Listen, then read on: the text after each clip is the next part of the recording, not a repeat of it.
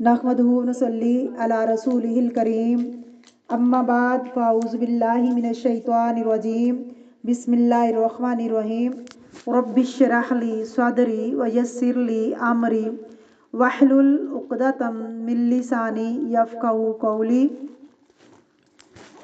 اللہم فقہنا فی الدین۔ سورۃ آل عمران آیت نمبر 162، لفظی ترجمہ، روٹ ورڈ اور تفسیر۔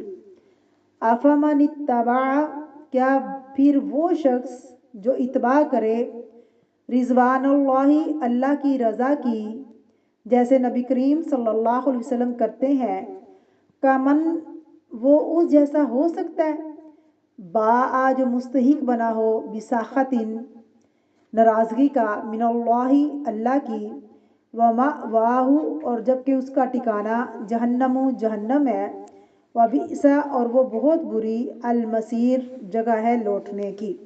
تفسیر۔ بسم اللہ الرحمن الرحیم۔ افمن اتبع رضوان اللہ، کیا بھلا وہ جو پیروی کرے اللہ کی رضا کی، کمن باء بسخط من اللہ، یا اس کی طرح ہو سکتا ہے جو پلٹے اللہ تعالیٰ کے غصے کے ساتھ یا ناراضگی کے ساتھ، یا بڑے کا چھوٹے پر غصہ کرنا۔ پیچھے آپ غیظ کا لفظ پڑھ چکے ہیں، غیظ کہتے ہیں غصے کو، تو ساختہ غصے کا پہلا درجہ، اور غیظ یعنی کہ سیکنڈ ڈگری، اور غضب تھرڈ ڈگری ہے۔ ومأواہ جہنم، اور اس کا ٹھکانہ جہنم ہے، وبئس المصیر، اور کتنی بری جگہ ہے لوٹنے کی۔ افمن اتبع رضوان اللہ، کیا بھلا وہ شخص جو اللہ کی رضامندی کے پیچھے جا رہا ہے، جو اللہ کو خوش کرنے کے لیے کوشش کر رہا ہے، محنت کر رہا ہے، اور اس کا شوق بس یہی ہے کہ اللہ اس سے راضی ہو جائے، کسی طرح بھی اللہ اس سے خوش ہو جائے۔ اور دوسرا وہ شخص ہے جو ایسے کام کرتا ہے جس سے اللہ رب العزت ناراض ہوتا ہے، یعنی اللہ کو غصہ دلانے والے کام کرتا ہے۔ اللہ فرماتے ہیں کیا یہ دونوں ایک جیسے ہو سکتے ہیں؟ کیا یہ دونوں برابر ہو سکتے ہیں؟ کیا دوسرے کا انجام یعنی دونوں کا برابر ہو سکتا ہے؟ فرمایا ومأواہ جہنم وبئس المصیر۔ لیکن بہت سے لوگ اس میں یعنی اس فرق کو نہیں سمجھتے، دونوں کے رویے میں کیا فرق ہوگا۔ ایک وہ شخص جو اللہ کی رضامندی کا خواہشمند ہے، اور دوسرا وہ جو ایسا غصہ کرتا ہے کہ وہ اللہ کی ناراضگی کی پرواہ نہیں کرتا، جس سے اللہ کا غضب اور غصہ آتا ہے۔ مثلاً سجدہ آیت نمبر 18 میں آتا ہے، افمن کان مؤمنا کمن کان فاسقا لا یستوون، کیا بھلا وہ شخص جو مومن ہے اور جو فاسق ہے برابر ہو سکتے ہیں؟